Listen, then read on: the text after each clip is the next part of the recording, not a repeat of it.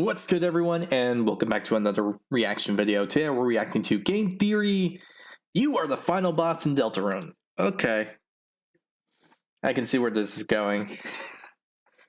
Chapter 3 is not out yet, as far as I know. And as far as I can recall, I have not heard anything from Chapter 4's development either, so yeah. So this is probably going to be something about that. Otherwise, I probably missed Chapter 3, and I'm going to bash my head into a wall because I forgot to even check very recently. It's been a while since I checked, like maybe a month. And I haven't heard anything. I haven't seen any updates on Chapter 3 and all that. So if Chapter 3's out at this moment, I'm going to bash my head into a wall. I am very serious about that. Anyway, I think we all get the picture here. This is an assumption on speculations about the final boss in Deltarune. And my guess, it's us, the player, or Chris himself that's going to be the final boss.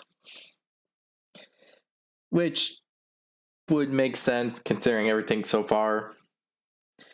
But yeah, with this said, I hope you all enjoyed this video. If you did, hit the like button down below. Hit the subscribe button to support the channel, support the content provided, and so on and so forth. Hit the notification button to be notified immediately when a new video comes out. Other than that, the link to this video will be down in the description, so if you want to see this video first before seeing my reaction to it, pause the video right now and check out the original video. You done? Good? Then let's start this video. It's me, everybody's favorite #1 theorist. Matthew R. Patrick. Oh, if it isn't a Loyal theorist. Hey, well, have I got a Deltarune theory. for you. You want it. You want. Deltarune theory. Don't you? All you have to do is show me your Subscribe button. Go on. Why don't you show it off? This is your chance to be a big shot. A big shot. Big shot. Big. Damn it. That was a very accurate. Hello, Internet! Yeah, that was Welcome a very to Game accurate Theory, the thing show of where Spamton. everyone's a Big shot. loyal theorist. As I continued around on my time hosting the channel, one thing that was really important to me was revisiting iconic theories from throughout the show's history. And perhaps no theory is as beloved as the Sans' Nest theory. Now, back in the day, this one was a bit controversial. Not exactly sure why, though. It seemed pretty obvious to me that this small boy from Earthbound was the same as this Tumblr sexy man from Undertale. People said I was crazy. And now, all these years later, I finally understand why. You see, after all these years, Toby Fox finally decided to come online and set the record straight, sending me this tweet in the wake of my announcement video, and suddenly everything clicked. Sans isn't Ness. Sans and Papyrus are Ness. No wonder you all were so frustrated about that episode. I am so sorry, and I feel so much better now. Thank you. Anyway, all that ancient history. What I want to talk about today is Toby Fox's latest game, Deltarune. Specifically the newest chapter, which just released in September of 2021. Alright, so admittedly I might be a little bit late to this one. And since it's been a hot minute since we last covered the franchise, let me just catch you up with where we stand right now. Off the bat, it's important to remember that Deltarune is a spiritual successor to Undertale. Even though a lot of the same characters show up in both, they function independently from their first outing. This time we play as Chris, a quiet, lonely human child in a world of monsters, adopted into the family of Toriel, Asgore, and Asriel. See what I mean about the same characters repeating themselves? In Chapter 1, Chris gets paired up with the school bully Susie to go find some chalk, only to fall into the Dark World, a fantasy realm of living cards and toys powered by something called a dark fountain. Along the way, they meet the Dark Prince named Ralsei, whose name is an anagram of Asriel, just something to keep in mind. We quickly learn of a prophecy where Chris, Susie, and Ralsei are meant to restore balance to both the worlds of light and dark. After much ducking and dodging with our heart-shaped object, Susie learns to accept friendship, and together the team defeats the evil king and escape back to the real world, where suddenly the pair find themselves in a supply room scattered with toys and games. It was all pretend, or was it? Either way, it's a happy ending, right? Well, it would have been if it hadn't been for Chris suddenly ripping out their heart, shoving it into a birdcage, and then showing off their shiny new knife. It was quite the twist ending, and it left us with a lot of questions. Questions that we all hoped would be answered in Chapter 2 3 years later. So what did we learn when Chapter 2 finally released? Well, That Chris led to used more that knife, questions, let's ate be a pie. honest. No joke, just ate a pie. And from there, Chapter 2 follows a similar pattern to Chapter 1. Susie and Chris find a dark fountain in the library, which leads them to the cyber world. It's there that they find an evil computer queen in the process of capturing their friends, the shy Noelle and the obnoxious know-it-all Birdly. Noelle learns to be confident. Birdly Noelle was pretty cool. Birdly can literally go choke on it. learns to be more humble, and everyone teams up to defeat the queen in a final game of Punch-Out! Because that's exactly what you'd expect from a turn-based RPG. It's yet another happy ending Here's a until funny Chris removes thing. their heart once more, slashes their mom's tires, and then uses the knife to open up a dark portal in the middle of the living room. So what does this all mean? And doesn't it immediately fly in the face of that prophecy Rolsey gave us at the start of Chapter 1? It specifically sets up Chris, Susie, and Rolsey as the heroes of the story, the ones who are going to restore balance to the worlds of light and dark, and yet here's Chris running around opening dark fountains, making it more unbalanced. Does that mean that the prophecy then is bogus? Oh no, dear theorists. In fact, instead of breaking from the prophecy, I think Chris is actually in the process of fulfilling it. How? Well, best grab your pencil swords, my friends, because I believe that this single action's right, revealing because to the us pencil's how a the sword. game is gonna end. The truth hidden inside that prophecy, and who the final boss of the game is ultimately gonna be. So to start with, let's actually jump into the specific quote from the prophecy. 3 heroes appear at World's Edge: a human, a monster, and a prince from the dark. Only they can seal the fountains and banish the angels' heaven. Only then will balance be restored, and the world saved from destruction. Now, this seems pretty cut and dry. We know who the heroes are: Susie, Chris, and Rolsey. We know Yeah. that the dark fountains turn real-world locations into fantasy-like adventures. We also understand the concept of saving the Got world. that too. Video gaming 101. But there's a line in here that I really want to focus on. One that's a lot more ambiguous. Banish the angels' heaven.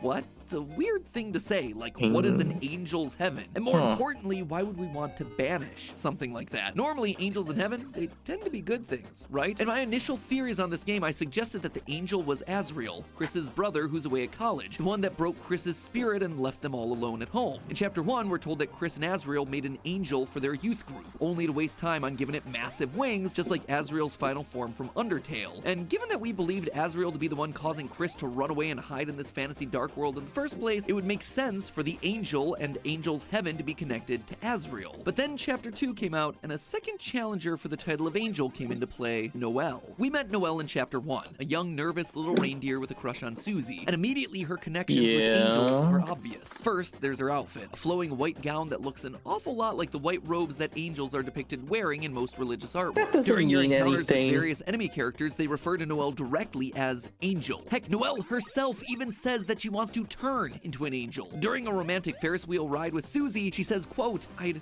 jump out the window. It's a dream, right? I'd grow big angel wings and fly as far as I can, gazing back at it all. And then there's just a ton of Christ imagery associated with the character. At the end of Chapter 2, she's in a Christ pose while being held captive. She can be equipped with a ring of thorns, much like the crown of thorns that Jesus is forced to wear during his crucifixion. Even her name Noelle is a reference to Christmas and the birth of Jesus. Seems pretty darn obvious then, right? So Noelle being the angel means that at some point she's gonna turn on all of us, and we're gonna have to face her down in order to banish whatever heaven she's fighting for. Open and shut case, right? But hey, that's just a theory and all that. Well, hold on a second. Let's not jump to conclusions just Okay, yet. just because there's connections there doesn't mean she's the angel we need to seal.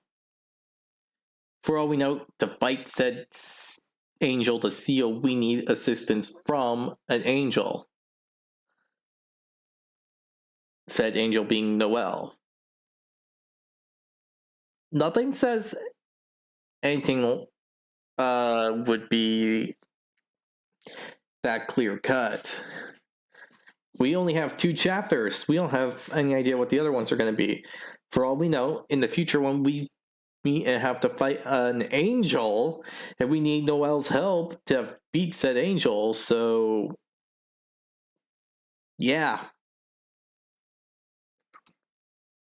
Just think about that for a moment. way back in Undertale, Gerson the Turtle actually tells us the meaning of the Deltarune symbol. Yeah, in case you forgot this one, Deltarune is actually referenced all the way back in that original game. In it, he says that the triangles represent monsters down below, and that the winged circle in the middle represents, quote, an angel who has seen the surface and will descend from above to bring us freedom. He also mentions that people have started to call the angel an angel of death. But obviously, this is a prophecy that's only relevant to Undertale, right? Azrael crossed over onto the surface, got attacked by humans and killed, only to then be resurrected as the vengeful Flowey, who digivolves into the all-powerful god of hyperdeath. Azrael's the angel, even has the wings to prove it, prophecy fulfilled, no need to worry about it here, right? Well, yeah, that could be the case, but the prophecy also applies in the world of Deltarune. You see, at the end of Chapter 1, you have the chance to walk around the town and interact with people, some of which you recognize, others you might not. One of those unknown figures is Father Alvin, the leader of the local church that Chris attends. If you speak to him, he leaves you with these parting words: let the angel's power light your way. The angel spoken of in Ralsei's prophecy is apparently worshipped in the Lightner world as well. This means that the angel's heaven is a force that transcends both worlds. Noelle just doesn't exist on that plane of existence. Therefore, she can't be the angel. In fact, she goes to the exact same youth group and church that worships the angel from that heaven. So overall, it wouldn't make sense for Noelle to be the angel that we hear about in the prophecy. That said, that doesn't necessarily mean she's not a pivotal piece in this prophecy coming true. In Chapter 2, Noelle becomes the focus of all the action. Not only is it revealed that the cyber world was created by the Queen to try and make her happy, but the whole narrative hinges on Noelle finding the strength to stand up for herself and ask for what she really wants. By teaming up with Chris, recruiting enemies, and solving puzzles together, Noelle gradually becomes more confident until the climax of the chapter, when she's able to defeat the final boss simply by telling it to stop. Except that's not the only way this chapter can end. There's another route through Chapter 2 known as the Snowgrave route. And this one is also about making Noelle stronger in a very different way. You see, in this route, instead of working together with Chris to solve puzzles and rekindle their friendship, Chris instead forces Noelle to attack in battle, kill enemies. They push her into buying expensive items against her will. They force her to wear that Ring of Thorns that I mentioned earlier, an item that's constantly ticking down Noelle's HP. And through it all, Chris is gaslighting Noelle into believing that all of it's for the best, that it's important for making her stronger, and that being stronger is the most important thing. It all culminates in the mini-boss fight against Birdly, where Chris must repeatedly push Noelle to cast the spell Snowgrave, a spell that Noelle's not familiar with or comfortable with. After resisting for a couple turns, eventually Noelle relents, casting a massive ice spell that freezes Birdly solid, a spell that, at least at the end of Chapter 2, he doesn't seem to be able to wake up from. Noelle has become stronger. In fact, she's much stronger now. Her personality back in the light world has once again gotten more direct and controlling, but the journey to get there took a very different tone. So what does any of this have to do with the Angel's Heaven and the final boss of the game? Well, I gotta be honest with you, I lied a bit when I was describing how to get that Snowgrave route, because while Chris is the character on screen gaslighting Noelle and forcing her into all these uncomfortable situations, Chris isn't the one doing it. It's us, the player. And the game makes it very clear that it knows okay, yeah, it's I us. can... At the end of Chapter 1, when Chris rips out... Okay, I see now. So what, we're the bad guy now? Actually, that'd be pretty interesting.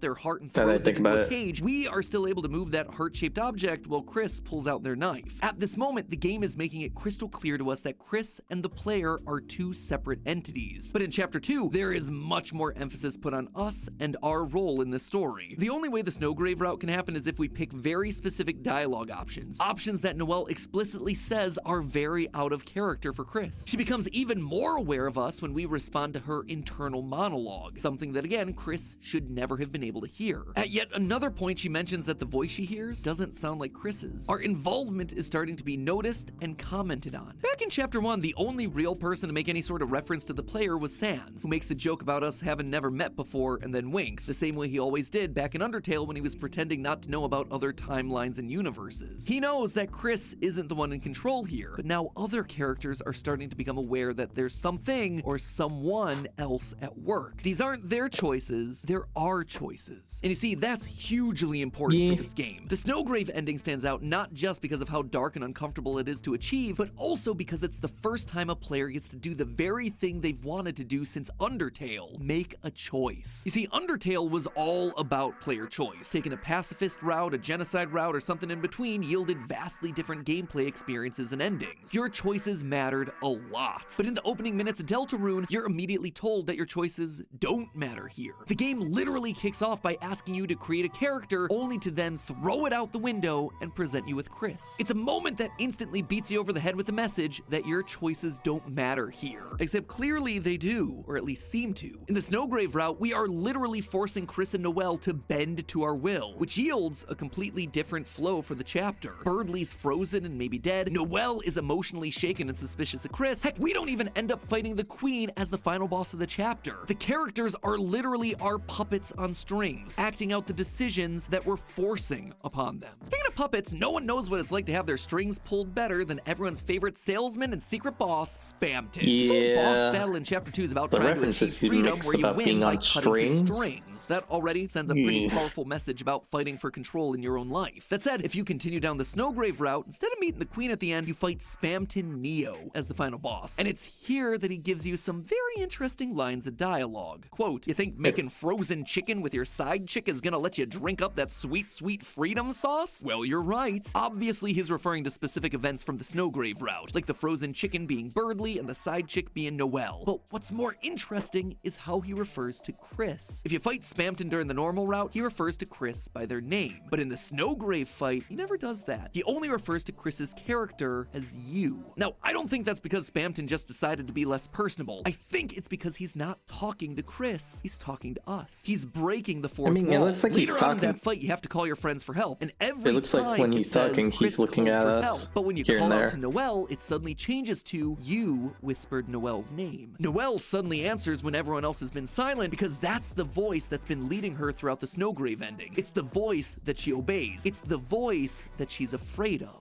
Our voice. The use of the word you here is directly addressing the player because we're the one breaking away from the main pacifist route in the game in favor of a more violent path. A path that forces our choices to be obeyed. And as Spamton says, we're right to do this because choice equals freedom. Quote, "This power is freedom. I won't have to be a puppet anymore." Just like the angel from Undertale's prophecy, we're bringing freedom to these characters. We're allowing other options for their story. In short, we, the players, we are the angel. We're the ones who are able to transcend both the light world and the dark world. We're the ones able to control the characters and light their way. We're the ones coming in from on high and bringing them a form of freedom. Except obviously, it's not real freedom. They're just subservient to us now, bending to our choices. We are the angel, and our reality is the angel's heaven. But if that's true, then we are the villain of Deltarune. Thinking back to chapter 1, it was actually quite fitting that the world revolved around chess pieces. Chris and their friends are basically pawns in our little game. We're controlling everything they do. But just like in the dark world, these pieces have real characters, thoughts, feelings. And yet here we are just playing with them for our Like own in entertainment. Undertale. We are the thing that needs to be banished from Chris's body, from the lives of their friends. And that, loyal theorists, is how Deltarune is gonna end. Just like the prophecy said, Chris, Susie, and Ralsei are gonna banish the angel's heaven, which means they're gonna work together to reject us one final time, kick us out of the game. Chris will rip us out of their body, and suddenly we're gonna have to face them as the final boss of this whole thing. And from there, Toby Fox will either force us to lose or we'll be given a final choice. A chance to choose whether we fight for domination and control over these characters that we've grown with over the last 7 chapters, or if instead we're gonna respect their autonomy and let them live their own lives. But hold on, doesn't this conflict with the opening of the game that our choices don't matter here? It seems to be the thesis of Deltarune. Well, here's the thing. Looking at the Snowgrave route, our choices didn't really end up mattering all that much. We see it throughout chapter 2. The endings are basically the same regardless of whether you play it normally or choose Snowgrave. Noelle gets stronger regardless. In both routes, the Queen's defeated, she becomes good, we escape the dark world, and we go to see Noelle with her father in the hospital. Noelle's still playing her video game, and she's more confident than she was at the beginning of the chapter. Sure, Birdley might be dead, but it's more likely that he's passed out. Regardless, though, the ending doesn't change in its essential components. But by doing the Snowgrave route and changing Noelle's journey to be one full of trauma and abuse, the dialogue options and relationships change. Noelle is more aggressive and doesn't want to give up control of the game. She's scared of Chris rather than seeing them as a friend. She is literally traumatized by what Chris, or more specifically what we, did to her. Sure, the decisions we make, like Snowgrave, might not affect the events that we see play out at the end of the game, but the journey is going to be different. And that journey is going to change things, like subtext and the emotions underneath all these actions. In the end, we are absolutely going to get booted out of these characters' lives one way or another. Our choices can't affect that. But the journey is ultimately going to dictate how painful that process this is gonna be. Spamton even warns us of this during the Snowgrave Neo fight. He talks about our path to freedom, but follows it up with, quote, "Well, don't blame me when you're crying in a broken home wishing you let your old pal Spamton kill ya." Makes it sound like freedom is gonna leave us sad and alone, not feeling fulfilled like we won some sort of a game. And that's the whole point. By making these choices, by exercising freedom, we're actually dooming these characters to a more miserable life. And eventually, they're gonna fight back and banish us for good. Once Chris separates themselves from our control, they'll all have their freedom back, and the events of the ending may stay the same, but the context behind those events is gonna be different. Susie, Birdley, Noelle, they may all still hang out together, but are they gonna be hanging out because they're friends? Or are they gonna be hanging out because they're afraid of Chris and the things that we made Chris do? Toby Fox used Undertale to prove that humanity is a was true overall thing. good, breaking away from the cycle of violence that RPGs force players into. But in Deltarune, as soon as the opportunity for a new ending showed up, we showed our true colors. We were willing to throw these characters and their lives aside if it meant that we got more of that sweet, sweet juice content. So despite what we've been told, I'm convinced that we do have a choice in this game. Are we gonna be kind and give these characters the best possible ending, or are we gonna be a monster like Azrael, the final boss that leaves them all broken and with nothing, all so we can get that sweet, sweet sense of completion? But hey, that's just a theory. Honestly, I'm going for the first Theory. option. Thanks for watching.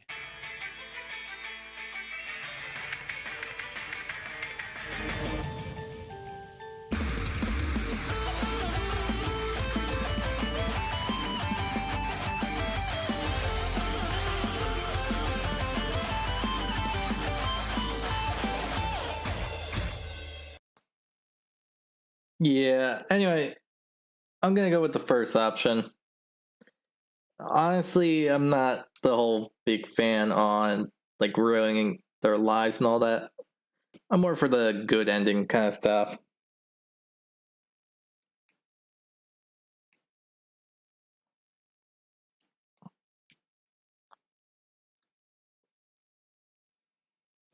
Some might say otherwise, but nah. Or I'd go for the good ending.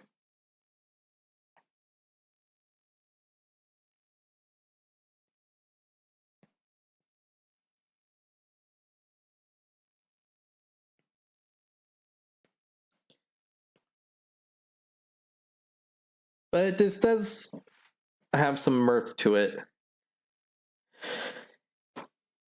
Because at the end, our choices really don't matter. Sure, we changed what we did in the journey, but in the end, our actions, well, our choices didn't really matter. All we changed was the journey. The ending and intros are going to be the same. From one chapter to another, it's going to be the same. Reactions are going to be the same. Talking's just going to be the same. Everything basically doesn't matter. The only thing that really does change is honestly just how people think of us as the character. Because that's all there is to it, in all honesty. So yeah, this makes sense.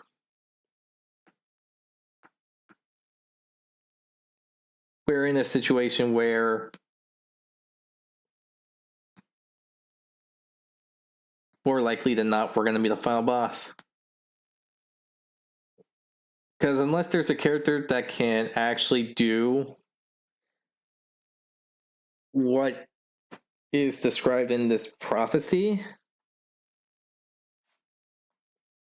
then we're basically just going to be stuck as the villain. That is. Because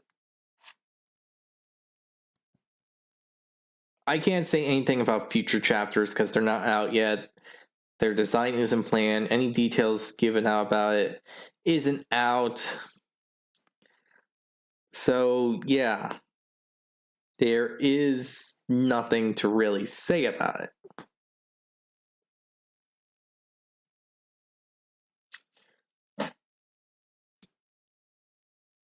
Because as far as we know, for now, we're potentially going to be the main villain and the final boss of the game. Yeah. So with this said, I hope you all enjoyed this video. If you did, hit the like button down below. Hit the subscribe button to support the channel, support the content provided, and so on and so forth. Hit the notification button to be notified immediately when a new video comes out. And honestly, this isn't a complete theory, because the assumption that we could end up being the villain has probably crossed people's mind multiple times. But this is a really clean way and informative way on showing how we can be the villain in Deltarune. So that's something that I gotta admit is really enjoyable. So yeah, with this said, I hope you all enjoyed this video. Tell me what you think of this theory yourself.